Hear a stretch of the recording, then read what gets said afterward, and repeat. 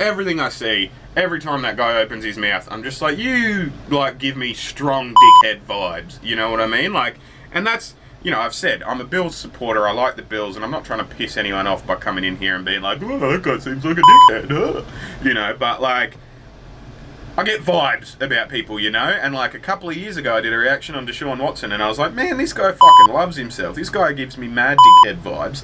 And everyone in the comments section blew me up about it, being like, Deshaun Watson donates to charity. Deshaun Watson's one of the best guys in the NFL. Deshaun Watson's the nicest guy in football. And then like 6 months later, all those fucking sexual assault allegations came out and it was like, dickhead vibes.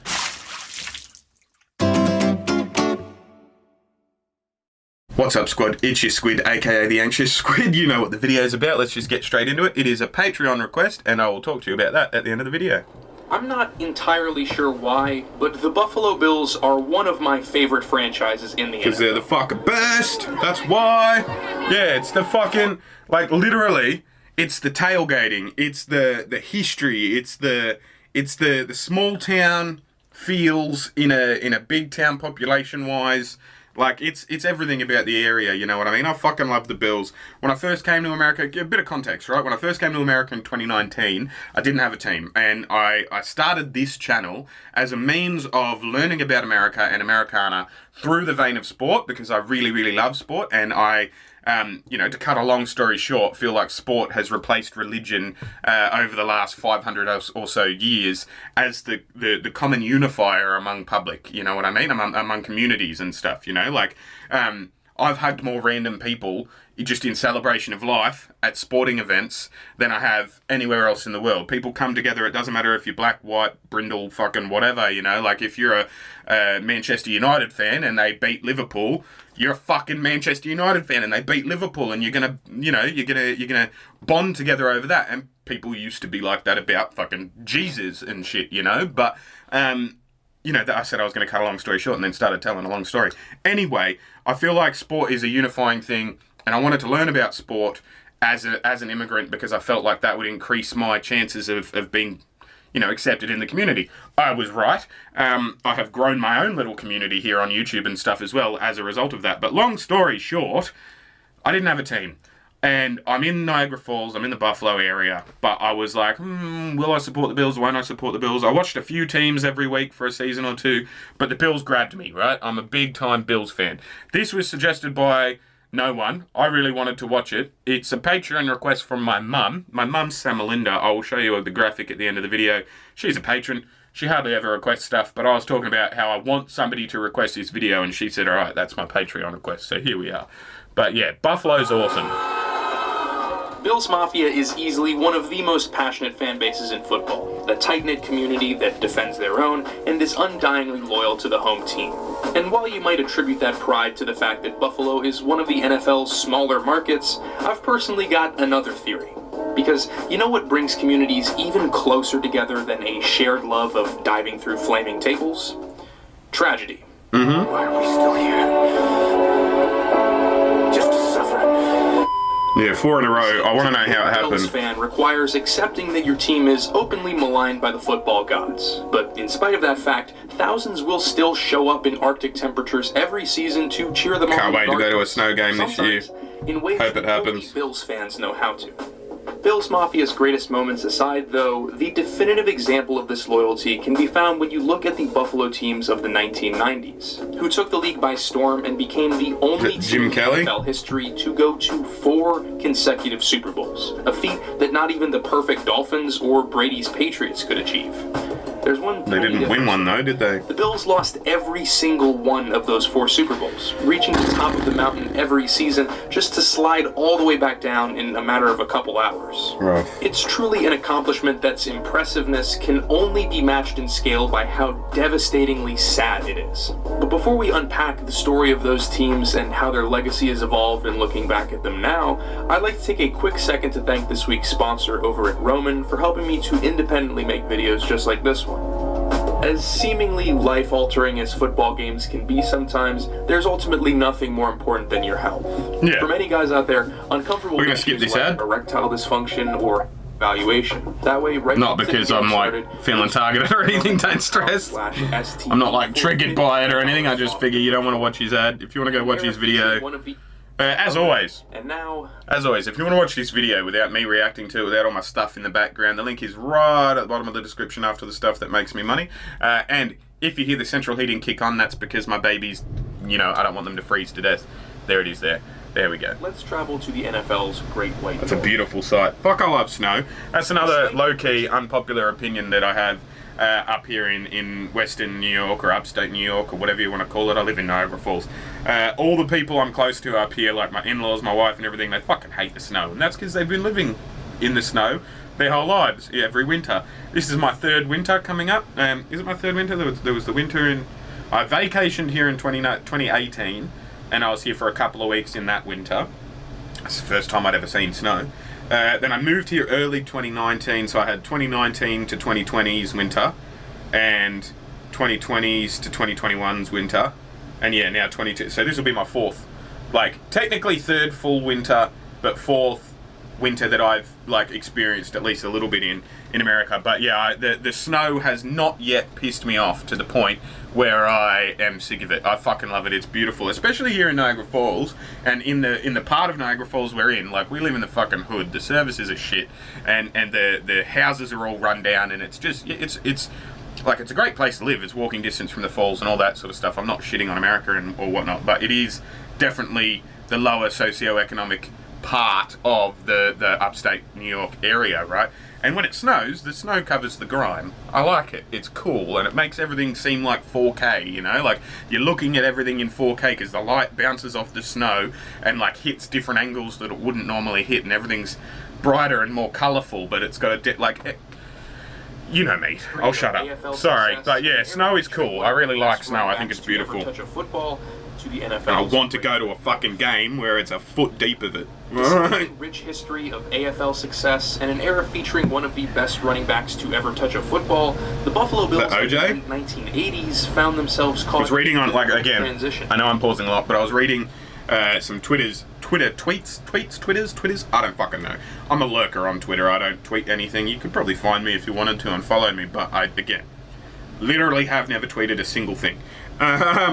But I was reading the other day, because OJ was at the Bills game this weekend in a private box and stuff, and somebody tweeted being like, oh, Josh Allen has stop hate on his helmet, but OJ's in the box, blah, blah, blah. And it's like, yeah, I get it. Like, I get it, but come on, mate. Fuck. Like...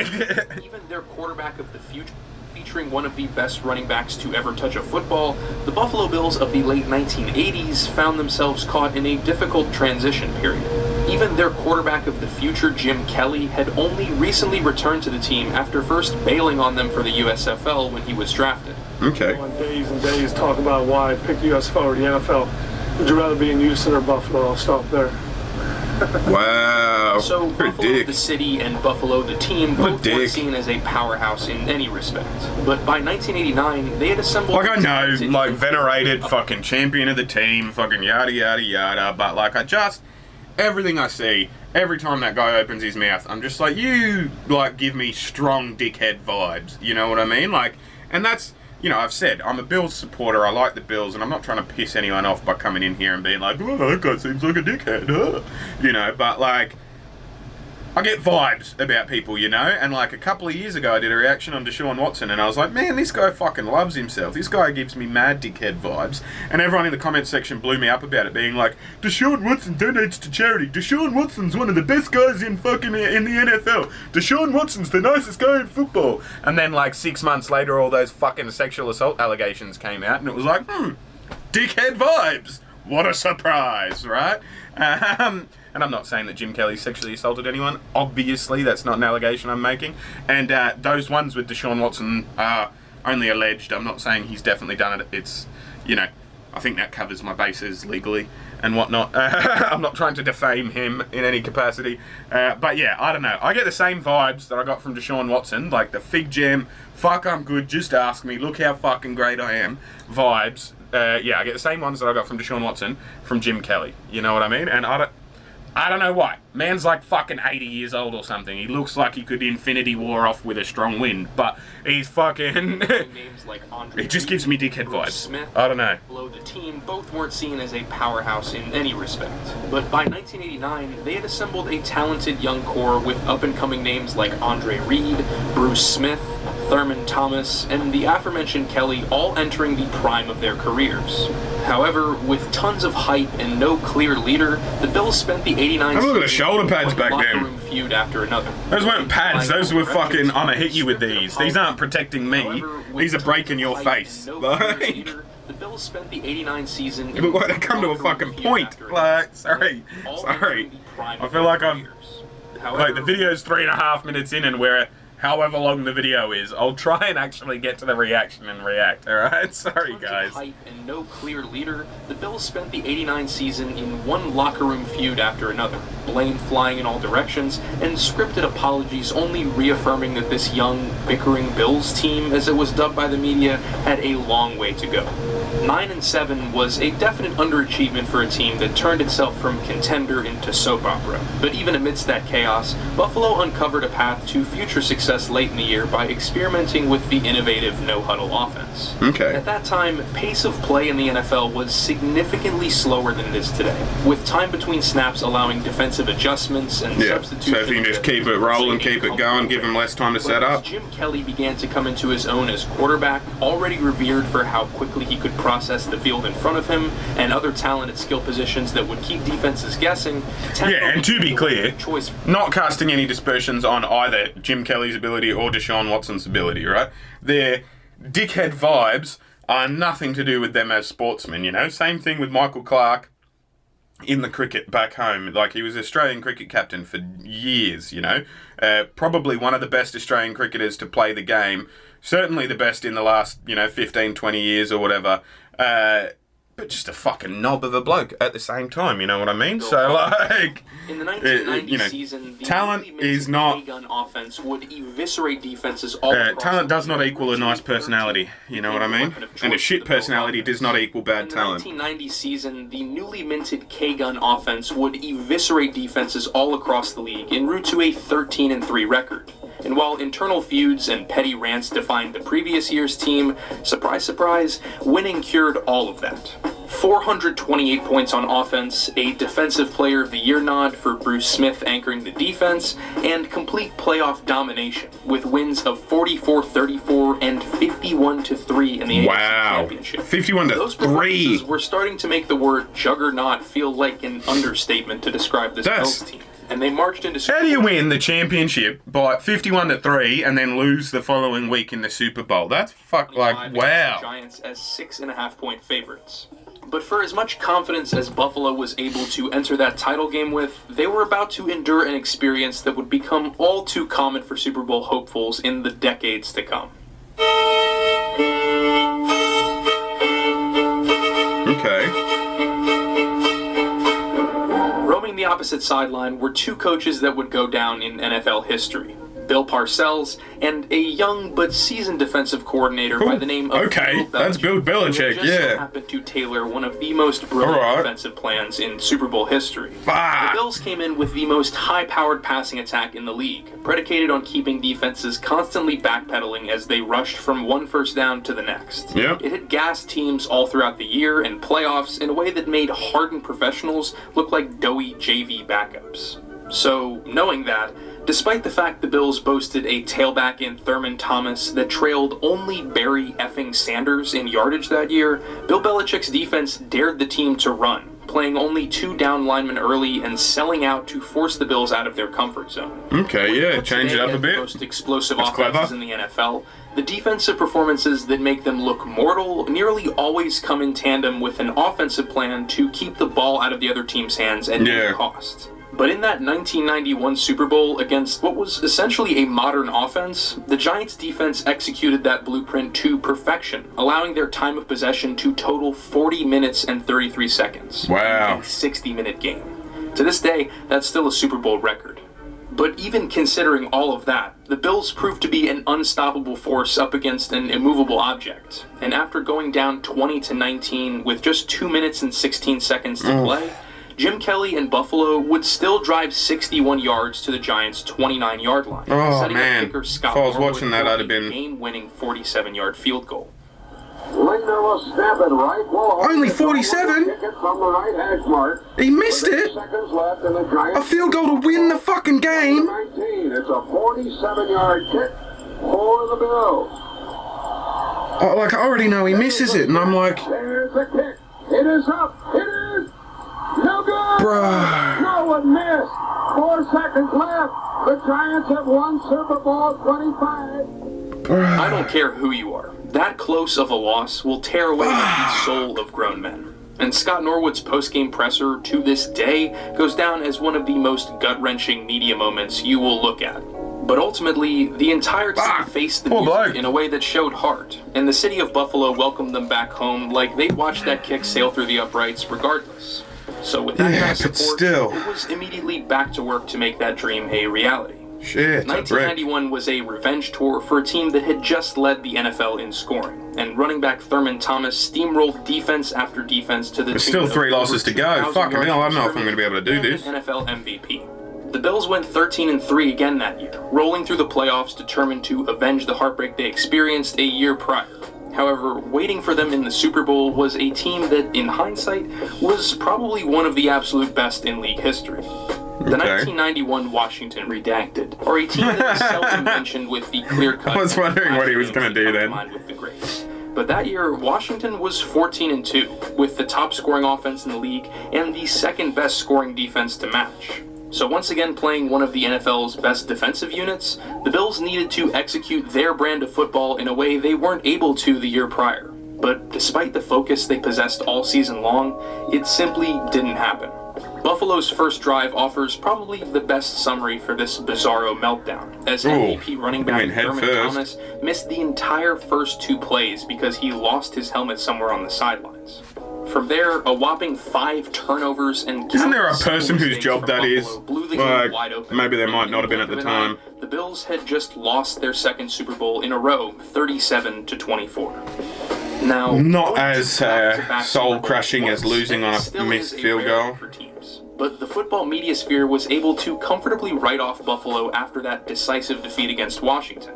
The Bills had their shot, and their comeback was a fun narrative until it just wasn't. But the stakes weren't lowered inside the building. Noise or obstacles were not going to lower their aspirations. You gotta believe. However, even the Bills' staunchest supporters were forced to admit it appeared their window had been slammed shut on them in the final game of the regular season, when their star quarterback Jim Kelly went down with a knee injury just a week prior to the team's wildcard matchup with the Houston Oilers. That left backup quarterback Frank Reich to prop up any hope of a miracle run back to the Super Bowl. After one half of their playoff game, though, that strand of hope had evaporated. Just over a minute into the third quarter, Frank Reich threw a pick-6 to allow the Oilers to go up a staggering 35. How'd they make the Super Bowl? As it felt like their playoff hopes were gutted, Bills fans bled out of their home stadium in Orchard Park. But in a game that came to embody everything that made those Bills... Nah, you don't leave till the final siren. Doesn't matter if you're getting drubbed. They wiped the blood off their chin and got right the hell back up. Doesn't matter. It ain't over until the fat lady sings. I don't know the origin of that saying, but let me know if you know. But yeah, it's not over till it's fucking over. Like,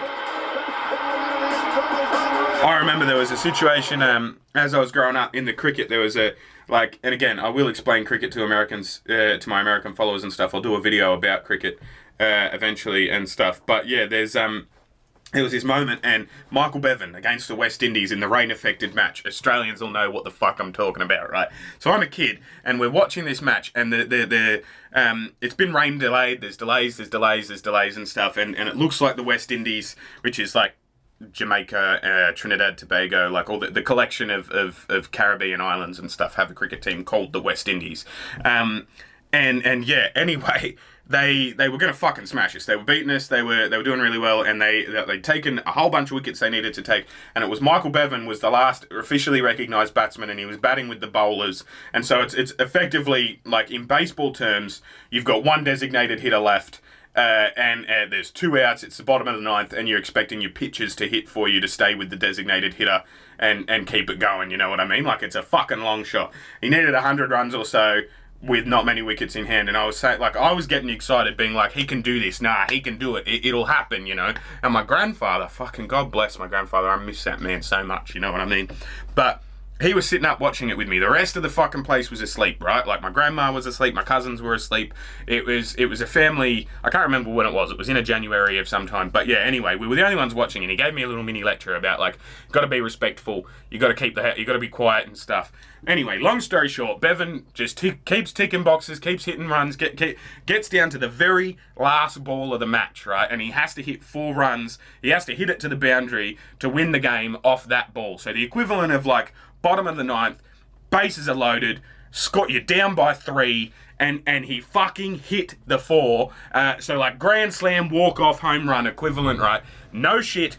Me and my grandfather were jumping and screaming and hollering, and it's one of the best fucking memories I have, because it was just out of nowhere. Like, you could not have predicted it, that it would happen, and it's one of the all-time greatest Australian sporting moments as far as I'm concerned, right? In fact... So that's it. He's got to hit a boundary. I'm going to put it up there. Go over the top. I'm going to stare it at you right now.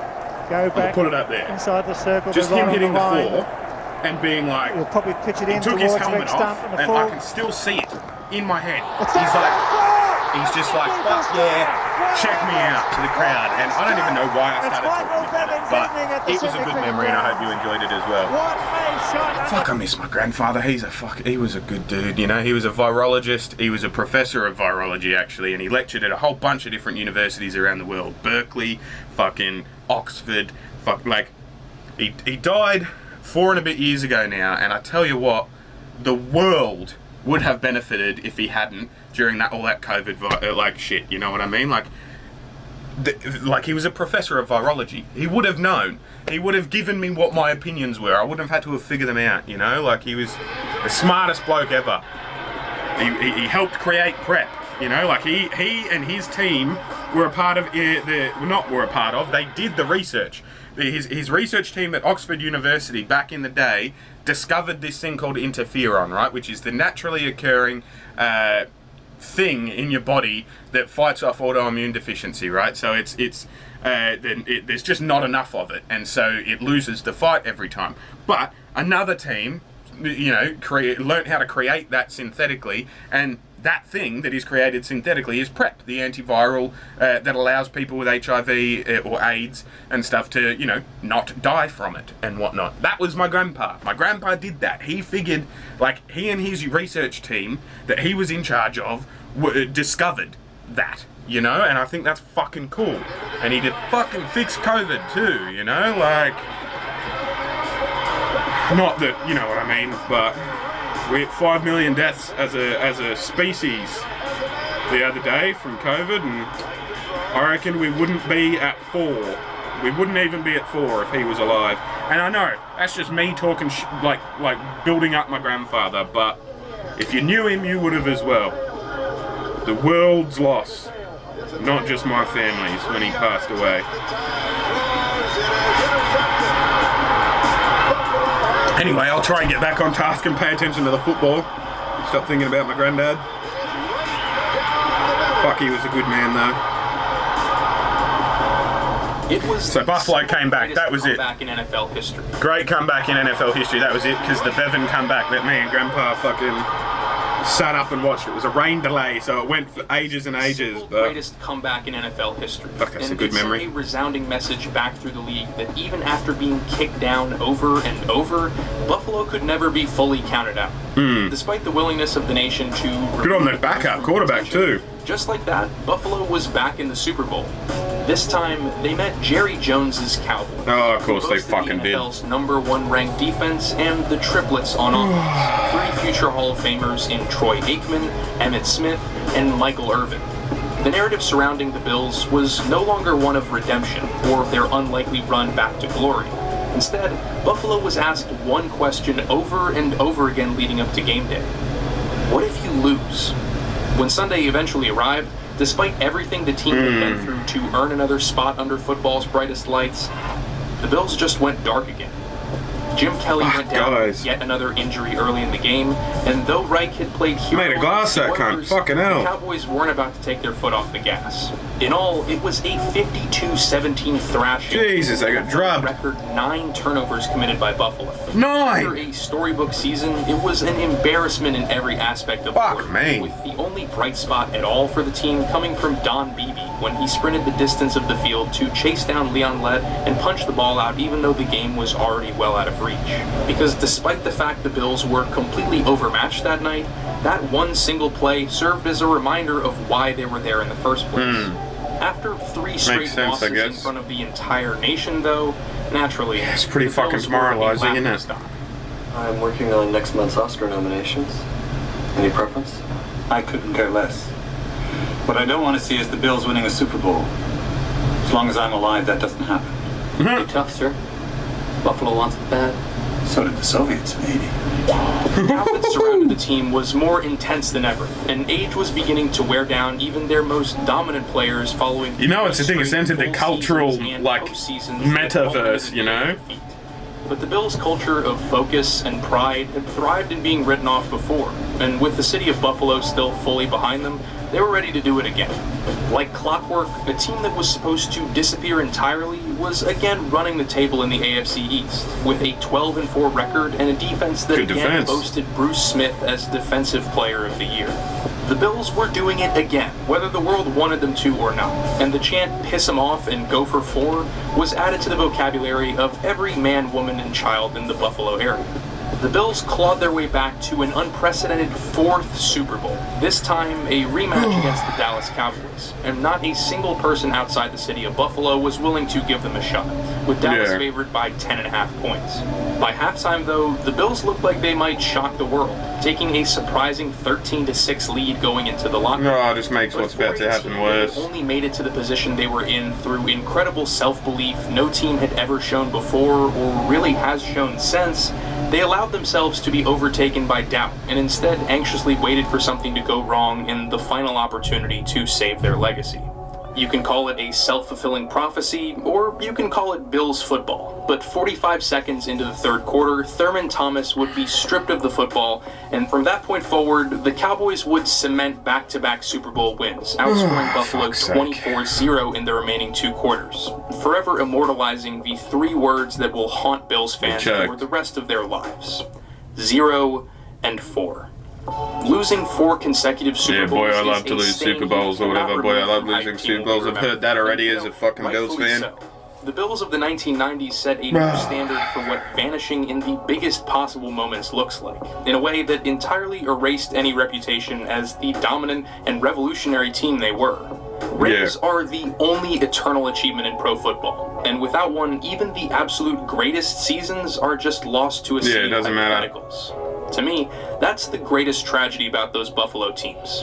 Lose 1 Super Bowl, you're remembered as a successful group that just didn't have the juice to cross the finish line. But lose 4 Super Bowls in a row, You're remembered and as the now biggest you are choke artist of the synonymous with fucking- the word failure itself. The Yeah. fact is, what the Bills accomplished is insane if you look beyond the surface. Losing a Super Bowl is grueling. Going the distance like that and then walking away empty-handed isn't something you just bounce back from. In Yeah, fact, it's rough. only 5 other teams have gone back to a Super Bowl after losing it in the entirety of NFL history. The Fuck, Bills, that's an interesting they did it stat. 3 times in a row. And while it's true that the NFC of that era ran the table, winning 13 Super Bowls from 1985 to 1997, the Bills' Still. record against the NFC in games that weren't the Super Bowl was 14-2 during that 4-year span. And that includes wins against teams that they would later lose to in the Super Bowl that year, like when they beat the Giants in 1990 or beat the Cowboys in 1992. Buffalo wasn't just a team of scrubs that squeaked through a spineless conference year after year. They were dominating the NFL with an offense that pioneered concepts you see in the league today, along with one of the all-time great defensive ends anchoring the other side of the ball. In total, 8 players and coaches from those teams would be enshrined in the Football Hall of Fame. And while they might not have ever bested the iconic NFC powerhouses You get to the Hall of early Fame without 90s, winning a Super I think Bowl. the That's legacy of interesting, those isn't Bills it? teams deserves not to be remembered as failures. I suppose it's the but body as of one work, the ideal but- models of what you do when you experience crushing defeats. Even on the biggest stages, there are times when you fail and times when you get hit in the mouth. But it ain't about how hard you hit. It's about how hard you can get hit And get keep back up. moving forward. Yeah. How much you can take and keep moving forward. Yeah, what he said. So, are those Bills champions? No. But their ability to take adversity on the chin and bounce back again allowed them to accomplish something that will likely never be done again in NFL history. And ultimately, I think that perseverance is what being a Bills fan is all about. When you're living through blizzards and crushing defeats on a regular basis, keeping your head up and just diving through a table is the only reasonable way to keep your sanity. I mean, following the conclusion of the Marv Levy and Bill Polian era, the people of Buffalo endured the horrific fall of a legend in O.J. Simpson, a playoff drought that spanned 17 bleak years, and watched the coach responsible for denying them their first... I must have talked about my grandfather for too long, right? Because I literally just heard my camera shut off at the 29-minute and 59-second mark, and it's not even a 20-minute long video. So I chatted lots, but I caught it. We've got like a minute and a bit to go in the video. I caught it when it happened, so we didn't end up... Anyway, I'm happy that I heard it turn off, and I can do that. But yeah, we haven't got long left, so hopefully it's not too complicated to edit. Denying them their first Super Bowl, go on to win 6 titles with a team in their division. Yeah, that's rough. Yet, somehow, they press on. Jesus, they're gone Though though. those Did he 90s die? teams What shattered, happened? Go on to win 6 titles with a team in their division. And yet, somehow, they press on. Yikes. Even though those 90s teams shattered fans' hearts over and over again, they're still beloved by fans as living legends. He just, look at the way he walks, like he just looks a bit like a dickhead to me, you know what I mean? And like, I'm not saying he is. Teams shattered fans' hearts. I'm not saying he is, like I understand, I know less than you. I've only been watching football for a little bit. I mean, I've been interacting with people for 30 odd years and whatnot, but yeah, I don't know, just the swagger he has about him. Like I said earlier in the video, he reminds me of that, like, just hubris, sort of Deshaun Watson style, like carrying himself. Yeah, I know I'm better than you. I know you know I know that I'm better than you. Like, you know what I mean? He looks like an elitist prick. But I'm sure he's not. So let me know. Buffalo to every living room in America. And as bittersweet as those memories are, with every diehard supporter waiting anxiously for more than 2 decades since the team's last playoff win, I'd be willing to bet if you ask any one of them, they're ready to be hurt again. Fucking A. Absolutely. Absolutely. Man, I wish I'd lasted a little bit. That's going to be annoying for my editing, that this is only like a minute long or whatever. But yeah, anyway, let me know about everything I've said in the comments. You know, if you think I'm way off base, let me know. If you agree with me, let me know. Either way, let me know. Who do you think... do you think the Bills are legit? I think they're legit at the minute, you know. Josh Allen, Stephon Diggs, Emmanuel Sanders, Cole Beasley, like on the front line, we're doing really, really well on the offense, but our defense is stacked as well, you know, with Tre'Davious White, Matt Milano, fucking Feliciano, this new dude, Gregory Rousseau. Like, I really, really like this rookie. He's cool. You know, people like Deion Dawkins and Spencer Brown on the fucking offensive line, doing really, really well, you know, outplaying expectations, I think. I honestly think the Bills will win a Super Bowl within the next, you know, little while. I think maybe I was the good luck charm we needed, you know? Who fucking knows? But let me know what you think in this video. It's going to be over a half hour long, so that's pretty mental. Sorry I fucking blabbed and blabbed and blabbed. I'm not sorry, really, because it's my channel. I'll do what I fucking want. But, you know, you're here for reactions, not for meandering stories about my grandfather, I'm sure. If you want to join my Patreon, give me $5 a month. I'll react to something that you want me to each month. Join these guys. Click the link in the description. You'll get your name in that list and all that jazz. But I'm going to keep filming and keep doing stuff. You're going to keep watching stuff, hopefully. Hit the subscribe button. Hit the like button. You know how YouTube works. You know how to support me and all that jazz. I'll see you when I look at you. You'll see me when you look at me. Thanks heaps for watching.